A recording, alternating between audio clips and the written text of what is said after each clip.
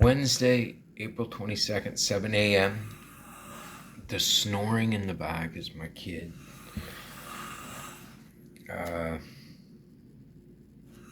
This is Life with God in Recovery.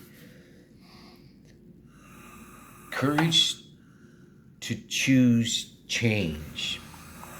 We have all sorts of reasons why we think we can't change. We've told ourselves that we've always been this way. We've often tried, even with the snoring. And I'm reading this, and however it is my mind works, I don't have the HD, like the ADD, like diagnosed. I never ever did anything about it, but I just managed to stay alive this long. So I'm reading this, the snoring in the background, and it sounds like but I'm thinking, okay, I gotta go to St. John, gotta get her home. No, I gotta get her to her grandmother's and get her home. Then I gotta drive back here.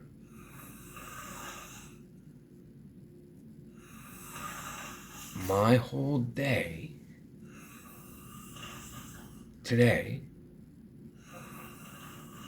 and part of tomorrow has gone through my mind, and I've read 3 lines.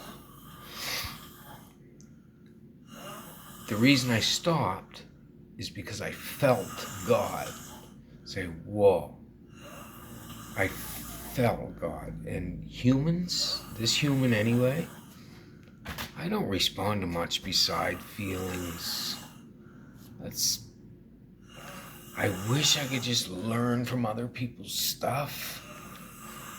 I only respond to feelings, but I feel the presence of God, a peace that surpasses all understanding. Now I'll be able to read this and know what I read.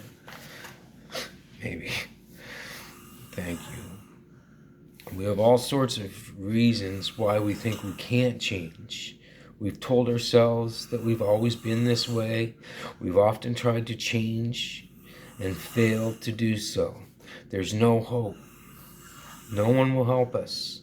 We have become familiar with our limitations and what is necessary to just get by each day.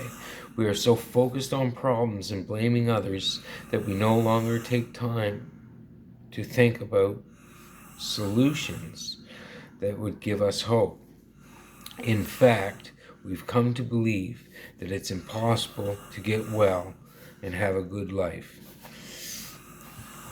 Even when I was out there doing things I shouldn't do, even in my addiction, even when I'm out there doing things I shouldn't do and I'm not even lit, I'm always solution focused, like I've always got an end goal. Maybe that's why I'm alive, I don't know.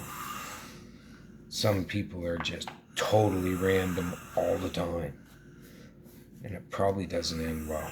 Well, it didn't end well for me, and I always had I could see where I had to know where I was at to get to where I was going, and that wasn't always good shit.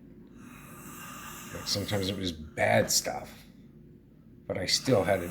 I knew where I was. I knew who I had to go through to get to where I was going. But there's a lot of, even my peers who've gone through all this, they live different lives now. They have families and jobs and careers, but even they would talk to me, and when they would talk about, we would share parts of our past, right? And just no rhyme or reason, and I see it, like people just living out there doing exactly whatever they want, no matter what, at that second. It's just really random, and sometimes it's scary shit. As I swear, Jesus met a man who had been ill for 38 years. He tried many times to get well, but there was always some reason why it didn't happen. Over the years, he began to believe he couldn't do what was necessary to be healed and that no one would help him. His identity as a powerless victim was rooted firmly in his heart. He believed his situation was hopeless. Jesus knew this, but also knew many other things the man did not know. Jesus asked the man a revealing question. Would you like to get well? Jesus saw him and knew he had been ill for a long time. He asked, would you like to get well? I can't, sir, the sick man said, for I have no one to put me into the pool when the water bubbles up.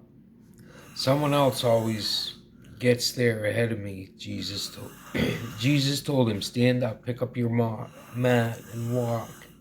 Instead, the man was healed. Instantly, the man was healed. He rolled up his sleeping mat and he began to walk. That's in John 5, 6-9.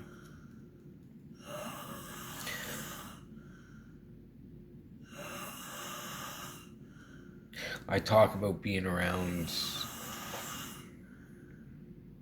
hospitals, detoxes, county jails. I won't say psych wards, I'll say, what do they call them now? Observation wards, observation rooms and stuff for 30 years. And again, starting in around 2020,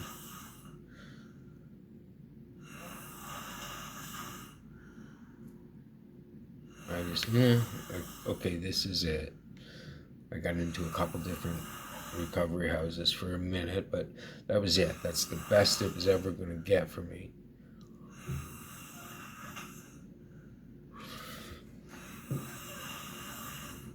So I've read this story, let's say 100 times. I know it's been way more than that, but let's say 100 times. Just here this morning, see, that's why this book comes alive. This is scripture. This isn't the Bible itself, but it's a piece of scripture. And I'm recalling a story. So that particular one, the man with the mat, and then it was something about the 39 years. It hit a feeling, and it just hit in a different way. It became, there's more of a knowing in me now that this book speaks to me specifically. Like the Bible. This is not the Bible, this is, The courage to change that Jesus offers is the willingness to get out of those things that have kept us in bondage to hopelessness and instead choose to believe in his willingness and ability to heal us. Jesus asks us to do two things: trust him and obey what he tells us to do. Are we willing to change our thinking and choose for the courage that Jesus is making available to us today? Prayer. God grant me the serenity to accept the things that cannot change, the courage to change the things that can, and the wisdom to know the difference. Amen. I got a busy but amazing day.